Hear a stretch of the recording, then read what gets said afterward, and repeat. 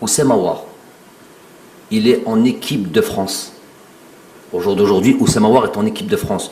De parler trop de lui, de se dire pourquoi, mais pourquoi il ne vient pas? Parce qu'il est en équipe de France.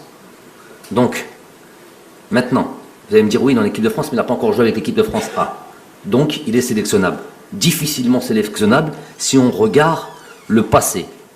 Est-ce qu'on a déjà eu de toute notre histoire de l'Algérie, à part nos vaillants prédécesseurs que sont les, et je vais remonter loin, les joueurs du FLN, des Merloufi par exemple, qui ratent une Coupe du Monde pour venir rejoindre l'équipe d'Algérie, créer cette équipe d'Algérie d'ailleurs, et faire ce qu'il a fait, en risquant tout ce qu'il a risqué.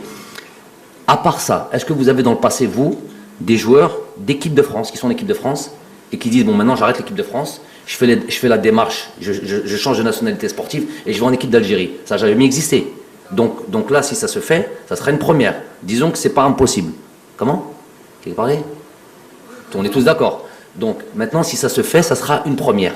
Je ne dis pas que c'est impossible. Je dis juste que ça n'a jamais existé. Donc ces trois joueurs-là savent très bien que nous sommes intéressés pour les ramener dans l'équipe nationale d'Algérie. Très bien.